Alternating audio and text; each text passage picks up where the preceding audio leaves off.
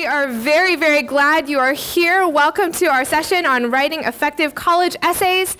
My name is Elizabeth Harlow. I am an admissions officer at Duke University, which is also my alma mater.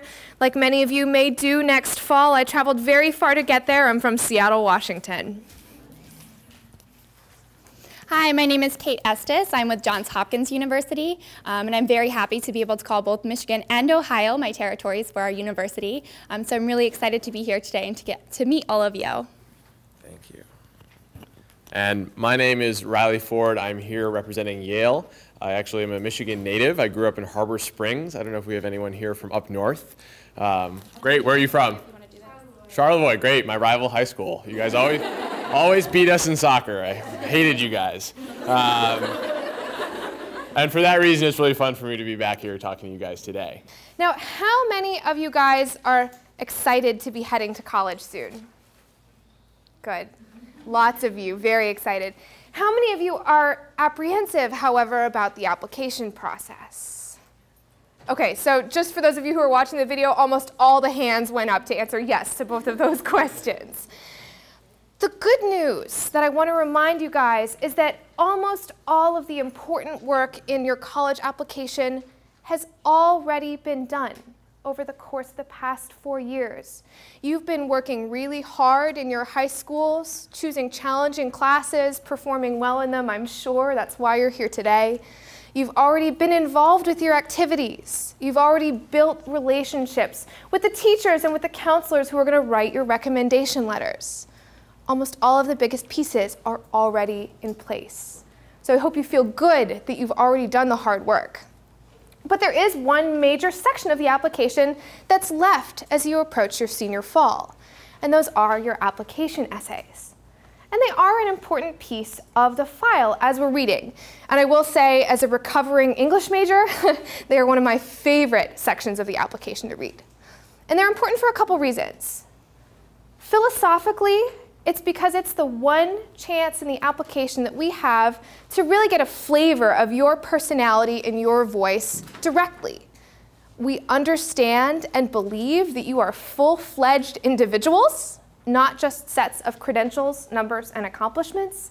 And we want to recognize you as the full-fleshed people that you're going to be, who are actually living in our dorms, taking our classes, being friends and classmates, working together in clubs and organizations, the people who are going to bring the richness to our community. And practically, they're really essential for us to make distinctions among the many qualified applications that we receive. So to give you a sense of the numbers at Duke, for example, this year, we had over 32,500 applications for 1,700 spaces in the freshman class. For those of you guys who are college basketball followers, that would take 3.5 Cameron indoor stadiums to fit all of our students on campus in one place, our applicants. Since we're in Michigan, I'll also let you know that that would be 1/3 of the Michigan Stadium, which is a very impressive space. So a whole lot of students. An admissions officer over the course of a winter might read between 1,200 and 1,800 files, depending on what school they're at. So we're reading a lot of really talented students. And they're drawn to schools like Duke, like Hopkins, like Yale, because they are stars in their communities. So we need to know a little bit about what is that individual personality, that individual flavor, to know who you are beyond just a set of accomplishments. So when we're reading essays, we are looking for essays that are personal.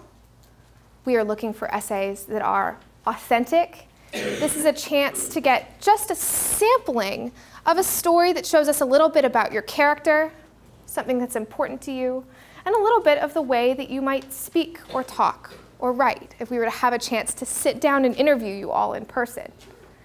Now, a good essay can be about just about any topic. There are very few bad ones. I had one student once write an essay about being an illegal bartender. That was maybe not a good approach. But it doesn't have to be about climbing Mount Everest either. One of my favorite pieces was about the thoughts that ran through the student's mind as he mowed the lawn. But any good essay, whether it tackles a big topic or a small one, whether it's funny or whether it's very serious and thoughtful, is going to demonstrate 4 qualities. They all start with the letter C, so they're easy to remember.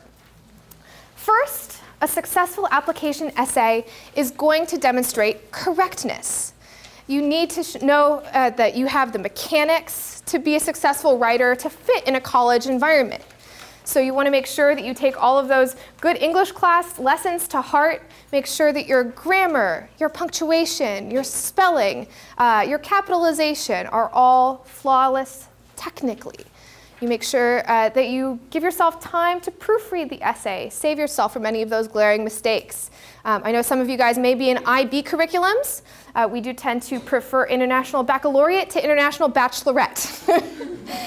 So be careful in the mechanics of your piece. But more importantly, right, once you reach that basic threshold of being a competent writer, the content is what matters most. That's C number 2. We're looking that an essay is about you, not about something else. Sometimes we'll read essays that are about, say, the influence of your grandmother in your life, and at the end of the essay, I want to admit your grandma. You want to make sure that whatever story you tell, it reflects back to you. And you want to make sure that it reflects back to who you are now. So even if you're telling a story from a few or several years ago, you want to let us know what are the character traits that continue, or what is the growth that happened, so that we can imagine you not only as who you were or who you are now, but who you might be on our campus and your potential. Now, to effectively demonstrate your content, you need to write with clarity. And so it's very important that in addition to having mechanically correct writing, you write in a way that's easy to follow, that is at a level commensurate with a potential student at one of our schools. Do you use diction and syntax correctly? Is your sentence structure appropriately varied and sophisticated? Do you demonstrate a wide vocabulary without sounding like you pulled the words from the thesaurus? Is it something that's sophisticated? Is it something that structurally is effective in conveying its point, right? So you want to make sure that your essay doesn't ramble. We know that it's a daunting task to try and give a slice of yourself in 500 words. We know, or at least hope, you are more complex than 500 words will ever capture. But you want to make sure that whatever story you are trying to tell, the characteristics you've picked that are important are conveyed clearly. And it's really great to run your essay by at least another couple set of eyes so that they can give you feedback about, you know, does this sound like me? Is it clear? Is it fun to read? And finally, and perhaps the most difficult of the 4 C's, is creativity. We love seeing essays that are written intelligently, cleverly, certainly without being gimmicky. So this is not a time to try a voice that is not your own. If you're funny, don't feel like you have to feel compelled to fit in a serious box. If you are not funny, now is not the time to try. But something that can really keep the reader engaged will be a fun piece to read, and one that will really stand out in the applicant pool. Now, perhaps the best way to see what an effective essay looks like, one that does all of these 4 C's, is to look at some examples. So this is one of my favorite essays from a current Duke sophomore. He's from Washington. And it's called Insecurities 101. Hello. As a freshman in high school, most of my peers enrolled in 7 courses. I took an additional 8th. It was an independent study course entitled Insecurities 101, dedicated to the self-exploration of personal shortcomings. Class started promptly at 12:05 in the second stall of the main bathroom and lasted the duration of lunch. The curriculum included topics such as lack of self-esteem, poor social skills, and physical defects. Insecure and introverted by nature, I excelled in this course. Self-judgment seemed infinitely more appealing than submission to the judgment of others. I felt comfortable alone. The second stall in the main bathroom became my escape, my haven. However, it was also my prison. My insecurities trapped me in an existence void of meaningful relationships. Surely, life was not meant to be lived alone. I could not surrender my spirit to solitude. Determined to change, I decided to transfer schools for a personal renaissance.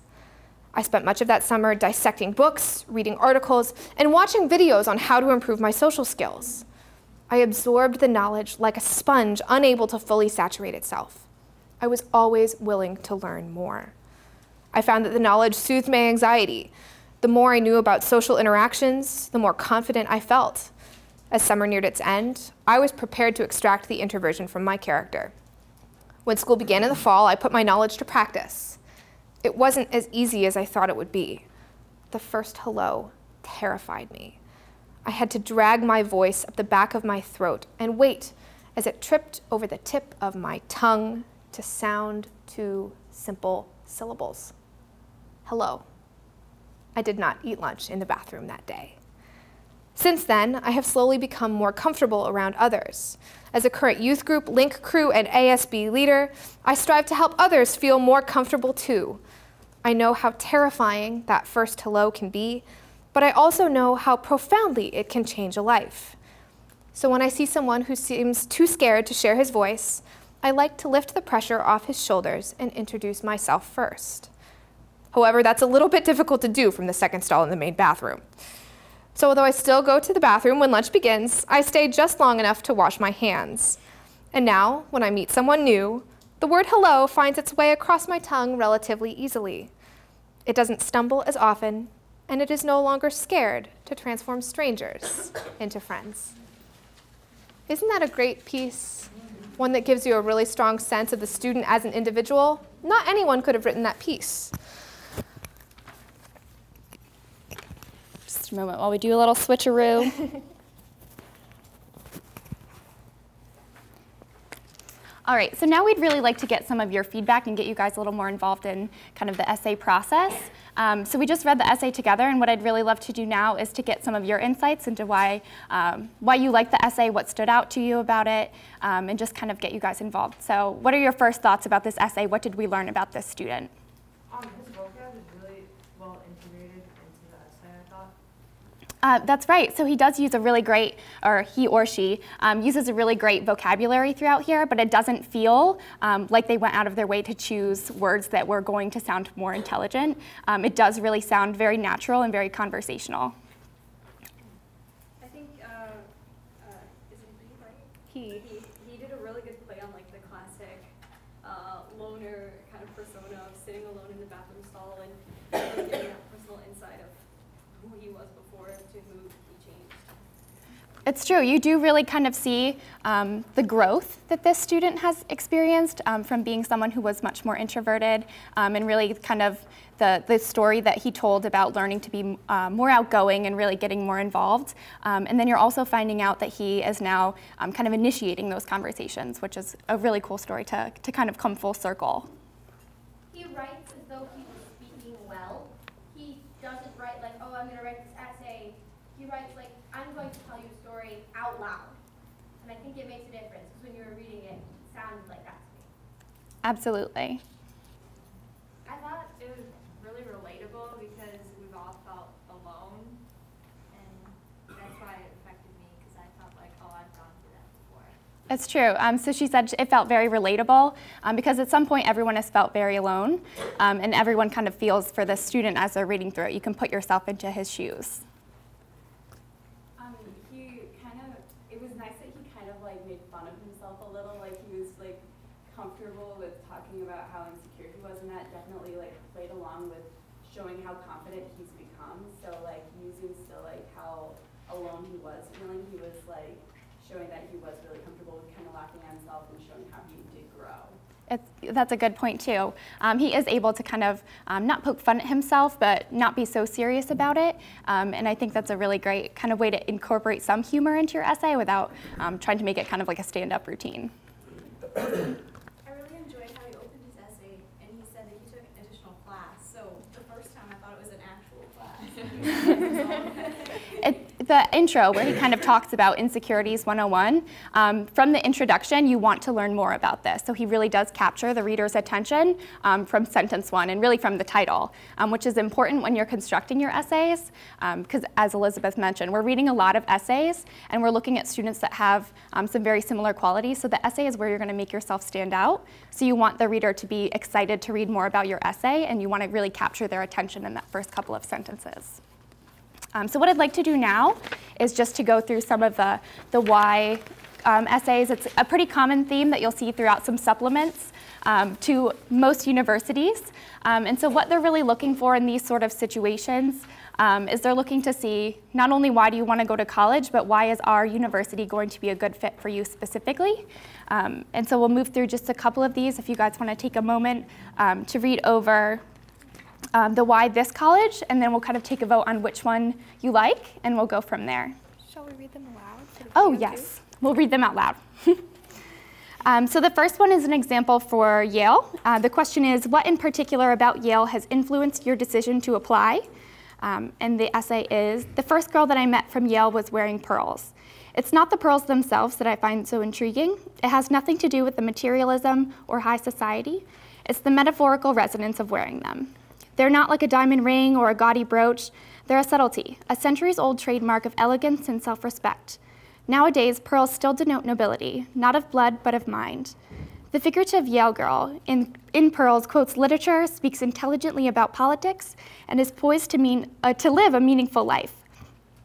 I'm not applying to Yale because I am applying to Yale because I want to become the girl in pearls. That would not be a good example of a why Yale essay. And then the second question is, please discuss why you consider Duke a good match for you. Is there something in particular at Duke that attracts you? And of the many Arts at Duke YouTube videos I've watched, one in particular cemented my desire to attend Duke. In this video, a Duke undergraduate explains a motion to music system that she created for her interactive computer music class with Professor Scott Lindroth. By simply moving her body, she was able to produce breathtaking music. Interestingly, the student also discusses her interest in practicing neurosurgery. Yet at Duke, she did not feel compelled to take only science-related classes. This is an encouragement of the cross-discipline learning that is the main reason why Duke is my first choice university. While I'm interested in pursuing an MD, PhD, I want to explore other interests as well. For example, I hope to minor in Spanish and take history courses. To me, Duke University represents a community where students are truly diverse, not just of the color of their skin or their religious affiliations, but also within their academic pursuits. So we're going to take a quick vote. So everyone that likes the Yale essay and feels that did a really good job of kind of saying why Yale, just raise your hand now. Okay, pretty good. And everyone who preferred the Duke answer for why Duke. So now I'd also like to get some of your feedback as to why you preferred one or the other, or what you felt these essays did a really good job of connecting with that university. I really like the Yale essay because the metaphor of the pearls, I think, was tied in really, really well to like her purpose and like her desire for wanting to go to Yale. And I think that with like the history of the school and everything, the metaphor of the pearls is. That's right. So she talked a little bit about the metaphor of the pearls and kind of tying in that history that Yale has, but also bringing it full circle to talk about her interests. So she talks about politics and wanting to live a meaningful life, to be fluent in literature. So she really does bring it back to herself as well. I feel like the Yale essay is more personal, and that's why I like it more, because the other one, it talks about like why she wants to go to Yale, or he. But the first one, it takes a different approach to it, and rather than the I want to go because this, and this, it shows that to this person, Yale is more than just academics, that they're going because, not because it's just a high school, but because they feel like it can change them. That's a good point. So she said that she feels that the Yale essay did a good job of making it more personal, that it's not just about academics. The university and your college experience is also about what you're going to learn outside of the classroom. So she really brought it back to why Yale is not only a good fit for me academically, but personally, and the qualities that I'm looking to kind of build on. I think that I chose the Yale essay because I feel like both essays are actually making the same point one way or another. But it's the creativity that they took in the Yale essay that makes the difference. Because both of them are saying why they want to go to this college and the things about the college that make them want to go. But the way that she did it is what makes the difference. It's a great example of using those C's. So creativity and kind of using that metaphor of the pearls is something that's going to make her essay a little bit different from probably some others in the pool. Does anyone want to talk about why they preferred the Duke essay? I preferred the Duke essay because it showed that the author did a lot of research on Duke. So, yeah, I would choose that. I do really agree that the Duke essay does a really good job of showing that they've done the research. They've made a lot of different connections within the university program as to even specific professors that they're interested in working with. And really moving on beyond just kind of the diversity of what you expect, but also the diversity of academic interests, of diversity of thought, that sort of thing. So I think that they made a really good connection with the university. One more. Sure. I kind of liked it because it went beyond like the stereotype of what the college was.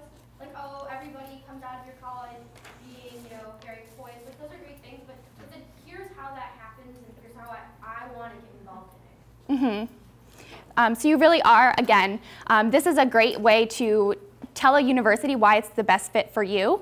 And college is academics, it's first and foremost, but it's also the personal parts of college, what you're going to do outside of the classroom, what kind of person you're going to be on campus, and how that university is going to be a good match for that.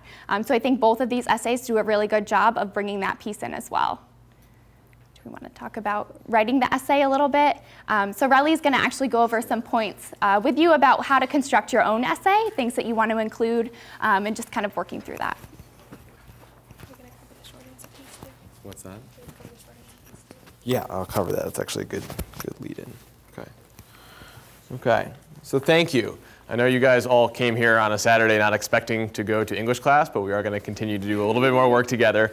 And I want to start off by looking at this short answer response as listed at the top of this page. And the prompt here is, please briefly elaborate on one of your extracurricular activities or work experiences in the space below. And the response is, last year on the Appalachian Service Project, I helped install plumbing for a house that had not had running water for 6 months. A young couple and their 3 daughters had lived there until the girls were taken away by child services because of poor living conditions and their father's anger management issues. My assignment from the Appalachian Service Project was to restore water access to the house. However, I spent the entire week thinking about the moral ambiguity of my situation. I had come to Tennessee to help make a house warmer, safer, and drier. But in doing so, I was also helping to return 3 girls to a father known for angry, violent outbursts. Maybe James, the father, would be able to change his behavior and also find a way to provide for his children. Then again, perhaps the girls would be safer in foster care. I could not determine the outcome for this family. I just did my best. So really quickly, what appeals to you about this piece? What makes it so effective? Yes?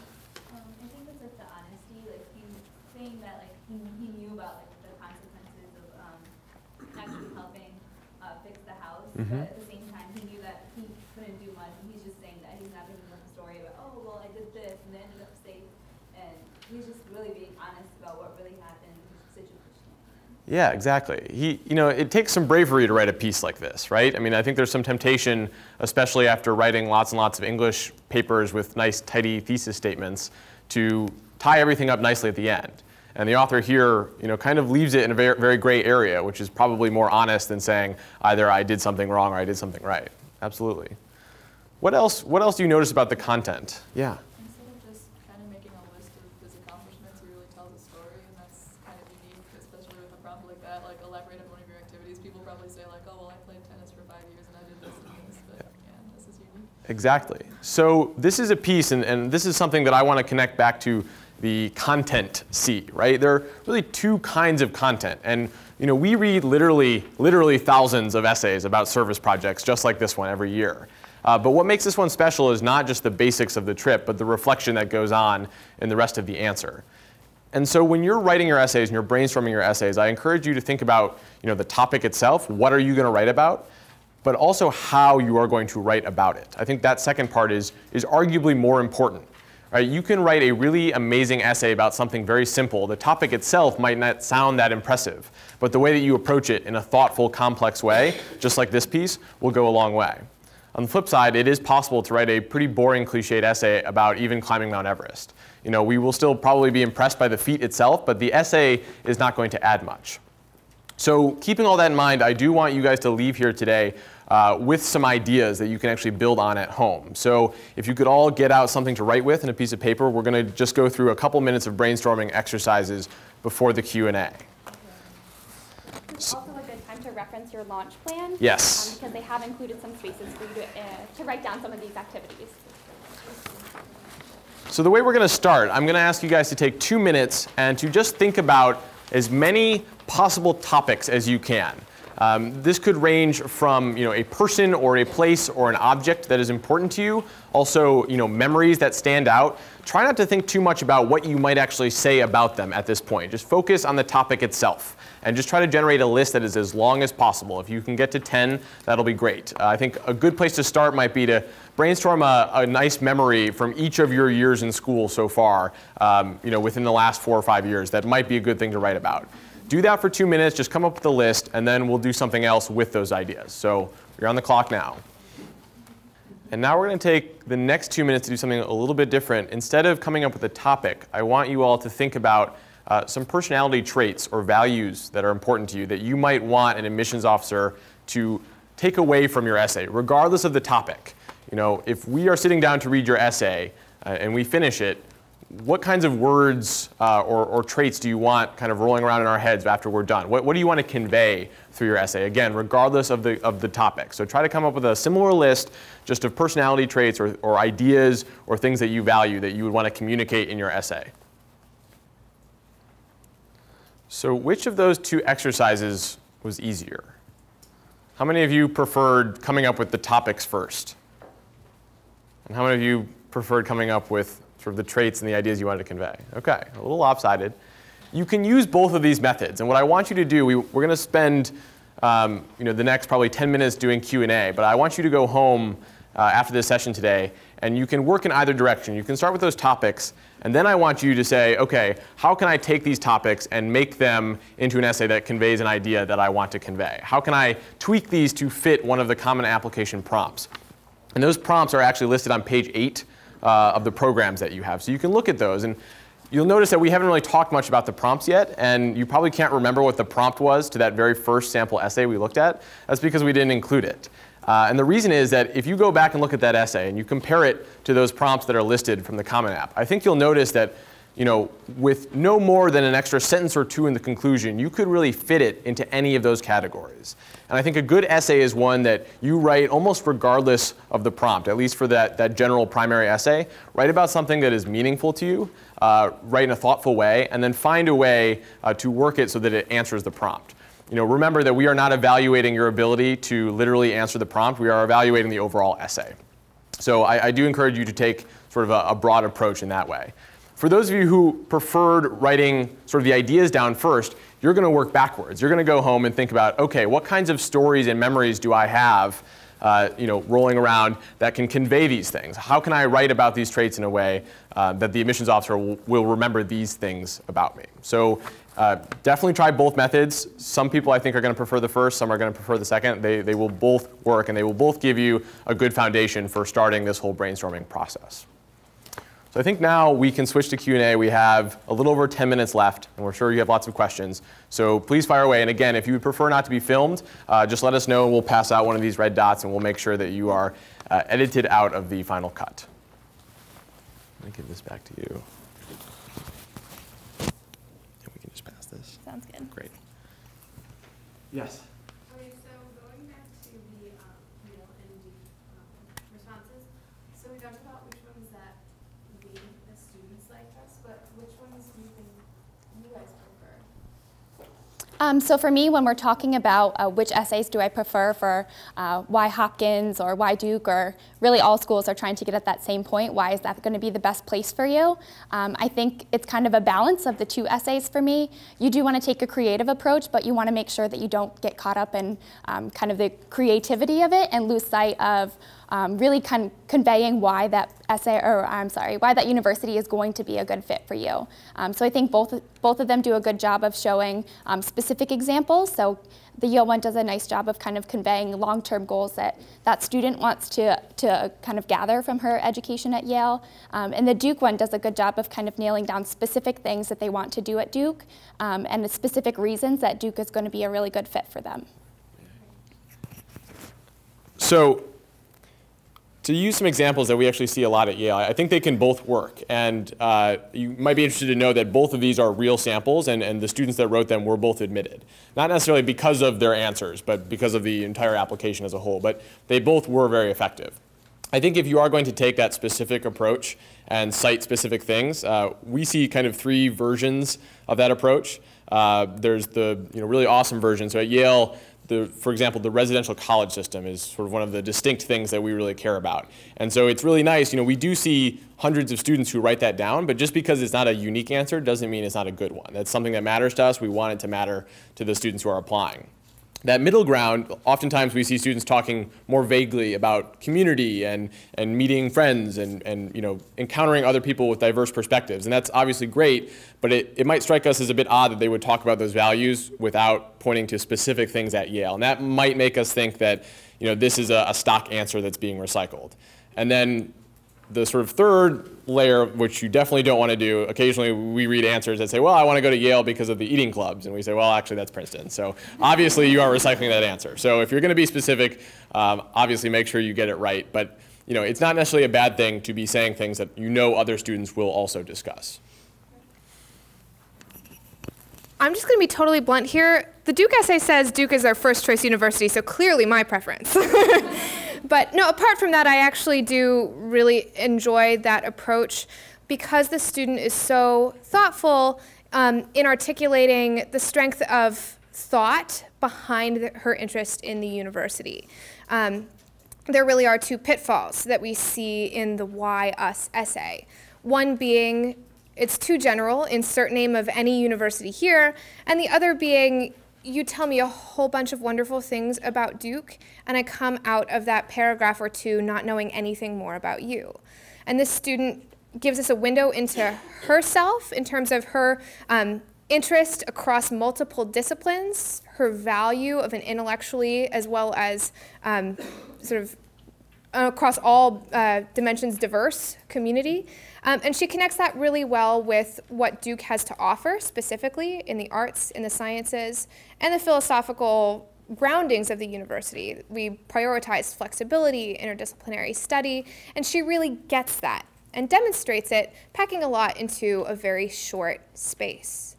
And I think that ability to be concise is something that's so important in all 3 of the essays. One of the things that's most impressive to me about that other short essay piece that we gave you is that a student gets a tremendous amount of intellectual traction in just a paragraph. And so definitely don't feel like more is better. Really figure out what is the core of what you're trying to say and do so succinctly and crisply. Yep, right there. I was wondering, since we already have the Common App, since the prompts are already all for next year's application process, would it be wise to start working on it over the summer?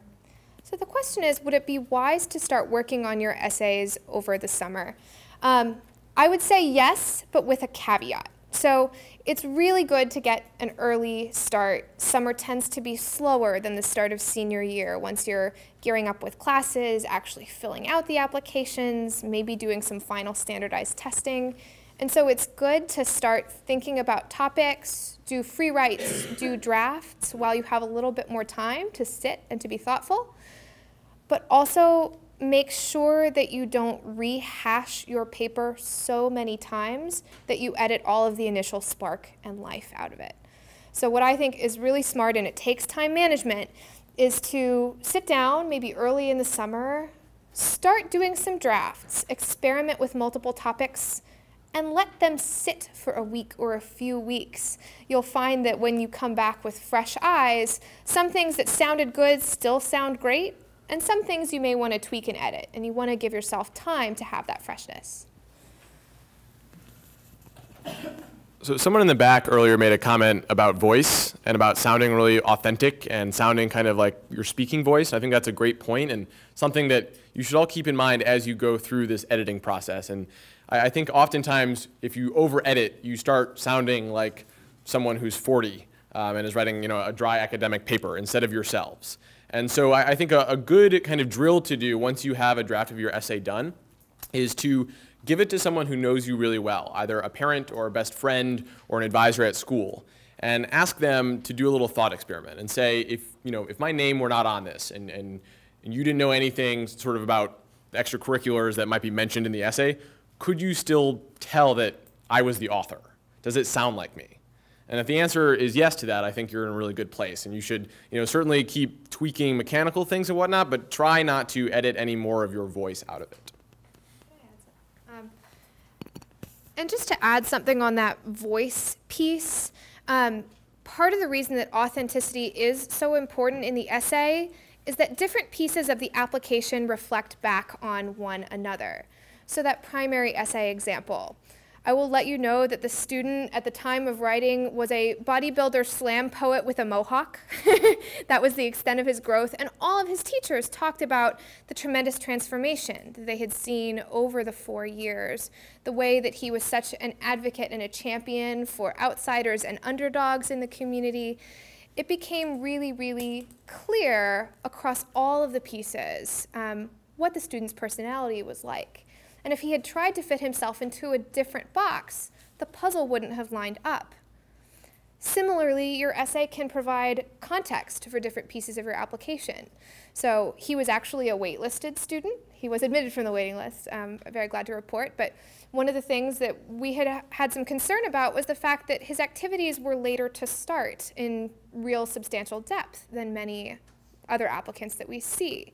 And this helped us understand why that 9th grade year was a little bit thinner and what the accomplishments meant. You know, a leadership title that might have been very easy for another student to come by really required a lot of growth and a lot of effort for him to get there. And so we're looking at all of the pieces together. So say you wrote the best essay of your life applying to this program. Will we be penalized in any way for reusing part of the essay on, say, the Common App essay for college applications? Or? So the question was if you wrote the best essay of your life for, say, getting into the Joyce Ivy Summer Scholars Program, would you be penalized for reusing it? No, we are not checking. We definitely want it to be your work, so please do not plagiarize from anywhere else. If we unearth that, you probably will lose any offer of admission you might have received. That being said, it is not wise to reuse the same content in the same application. So let's say that tennis has been really essential to you. That's awesome, but don't use it as your primary topic for, say, your primary essay and an extracurricular prompt. You're missing an opportunity to show dimension. Like, is there a database from the Common App that would show that you plagiarized yourself? Or, no? Okay. What are some essay topics that we shouldn't use? My English teacher, for example, is dead set on the fact that sports essays are the worst things for admissions essays ever. So the question was, what are essay topics that you shouldn't use? And her specific example was sports essays. Specifically for sports essays, I'm not against getting an essay about sports if that's something that has been kind of a key role in your development over high school. I think where a lot of students kind of miss the mark on sports essays is that you get caught up in telling the story about a specific championship game and never bring it back to yourself and why that was impactful for you. So I think if you're able to write a sports essay and still make sure that the focus is on you, not on the actual athletic endeavor, that it can be an okay topic. As far as topics not to use, I think there's just kind of some common sense topics that you want to stray away from, and that's just things you probably wouldn't bring up in small talk either. Your specific religious affiliations or political, any kind of things like that. Also, essays about the bathroom, I have a personal kind of not so much preference for. So just kind of things that you wouldn't talk to a stranger about, that your essay is not a good place to bring those up. I actually would like to really strongly disagree with what Kate just said about steering clear of big topics like religion or politics. If that's a big part of your identity, go for it. You know, be smart, be thoughtful, and I think that those are totally fine topics. And this is part of the reason why, you know, we read applications and make decisions as a committee, because there will be a lot of different opinions. And you'll see that when you get your decisions back. Some may be right what you expected, and some may surprise you. The only topic that I have never seen done well that's a relatively common one is don't write about dating. It just doesn't work. Many counselors also advise students to avoid or be judicious in talking about 3 other Ds. So beyond dating, death, divorce, and disease. These might be pivotal for you. They are not off bounds, but be aware that they are difficult to write about in a unique and personal and compelling way. You know, we don't expect you to have the answer to all of life's questions, although if you do, we totally will take you. But, you know, be careful when you're choosing those topics. Again, make sure that it really shows something about you, the way you think. And again, it's unique. If you dropped it in the on the floor of your high school, would someone be able to give it back to you? Not necessarily anyone who's had a family disease, which is a pretty common experience. Yeah, I would just add, I think I totally agree that there are some topics that are just dangerous and that they often invite cliches, but that doesn't mean that you can't write a good essay about them. And this is where that difference between what you write about and how you write about it is really important, right? I mean, you can take a somewhat treacherous topic, you know, like death or divorce, and you can make a good essay out of it. It's just much harder than certain other topics. So I think for the most part, there are a few things that are out of bounds, as we said. But you have to think a lot about the approach and about the execution. And I think, you know, to kind of synthesize the 2 views on politics, right? I think you can definitely write a good essay about, you know, why a certain political outlook matters to you. Yeah, obviously, if that's something you're passionate about, you should write about it. But if you write sort of an angry rant about why you shouldn't vote for party A or B, you know, that could be a little trickier, right? So the execution really, really does matter, and that's why it's important to get some feedback on your essays. And, you know, you could take sort of multiple swings at the same topic and write very, very different essays.